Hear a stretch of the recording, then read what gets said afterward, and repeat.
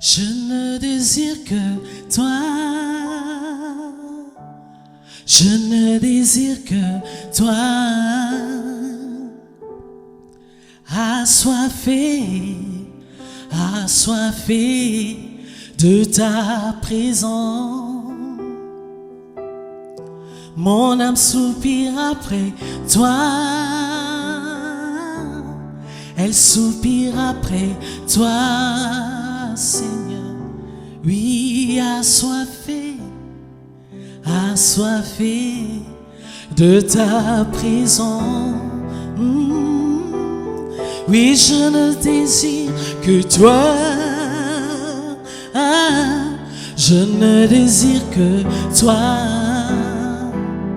Oui, assoiffé, assoiffé de ta présence.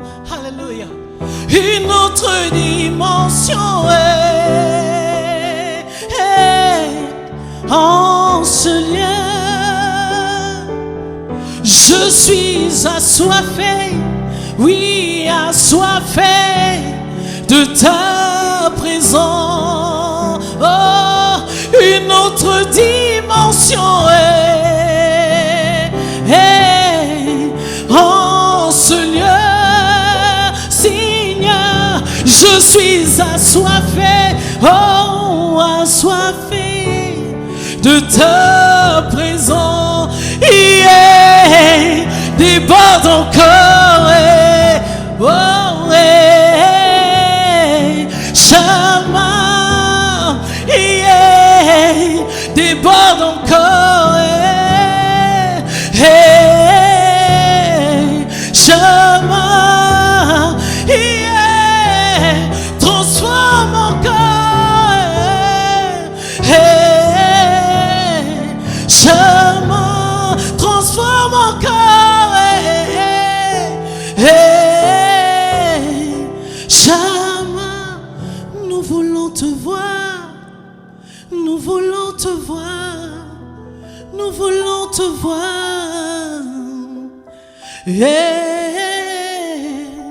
En ce lieu, Seigneur, nos cœurs débordent, nos cœurs ont soif de toi. Nous te désirons toi et toi seul. Peu importe ce que nous allons vivre, tu vas demeurer à nos côtés. Mon cœur demeure assoiffé de ta présence. Alors nous voulons te voir, nous désirons te voir en ce lieu maintenant. Que ton nom demeure élevé. Alléluia.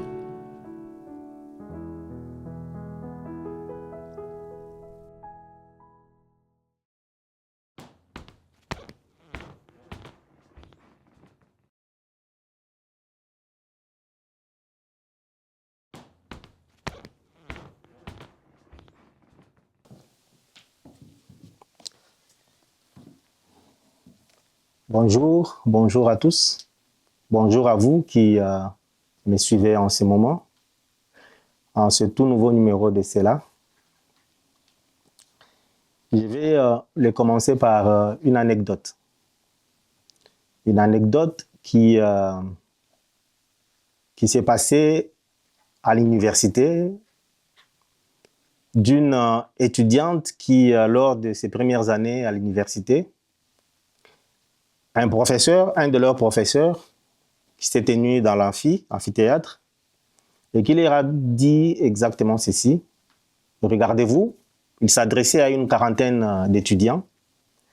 Il leur a dit, regardez-vous, à la fin de ce programme, vous ne serez peut-être que la moitié. Et cela a été vérifié à la fin parce qu'ils sont restés seulement 14 personnes. Mais ces étudiants qui s'étaient inscrits pour le programme du Polytechnique, ils ont réussi au concours pour l'entrée, ils ont eu leur admission, ils ont été soumis au même programme, même instruction, mais ils ne sont pas tous sortis vainqueurs. Seulement 14 personnes, comme je l'ai dit. Là, on voit qu'il ne suffit pas tout simplement de franchir une porte, d'entrer quelque part pour garantir son succès ou sa réussite. Il en faut plus. Il faut beaucoup de discipline, il faut beaucoup de rigueur, il faut du sérieux. Et là, comme je vous ai parlé de franchir la porte, moi, je vais maintenant vous parler de la porte d'une manière biblique. Dans la Bible, il y a quelqu'un qui s'est nommé comme la porte, qui lui-même a dit « Je suis la porte ». Là, je suis dans Jean, le chapitre 10, le verset 7 et le verset 9.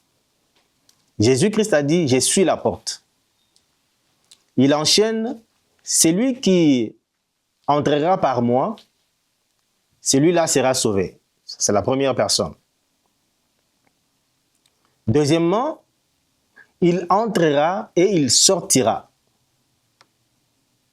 Troisièmement, il retrouvera du pâturage. Ce verset nous donne beaucoup de renseignements et beaucoup de richesses bibliques. Jésus-Christ dit qu'il est la porte. Il est la porte, c'est-à-dire que pour passer, pour aller vers Dieu, il suffit de passer par lui. C'est lui qui garantit l'accès libre à notre Dieu. Il est la porte. Mais il dit que celui qui va entrer, il sortira. C'est-à-dire qu'il ne sera pas inerte, il sera en mouvement. Il va évoluer avec Dieu.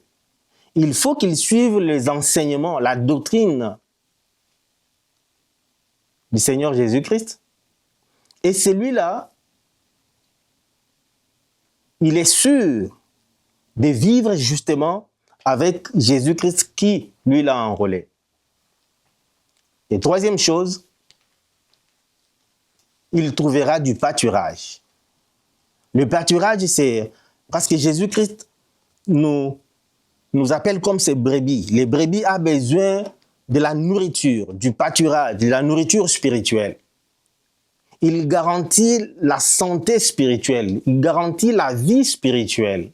C'est pourquoi il met à disposition cette nourriture spirituelle pour permettre à l'accroissement, à l'agrandissement de celui qui a franchi la porte. Là, on voit deux réalités. La première, c'est l'accepter Jésus-Christ comme son Seigneur et son Sauveur. C'est-à-dire, on a franchi la porte, on l'a accepté. Mais maintenant, il faut suivre ses instructions pour pouvoir être sûr d'évoluer, d'aller au plus loin avec lui. Il ne suffit pas tout simplement d'entrer, mais il faut aussi de suivre les instructions. Un militaire qui s'est fait enrôler franchit la porte, mais s'il ne suit pas les entraînements, s'il n'observe pas la discipline militaire, il sera disqualifié. Et en ce moment, en ce court moment que nous avons passé ensemble, vous avez compris qu'il suffisait d'entrer par la porte qui est Jésus-Christ.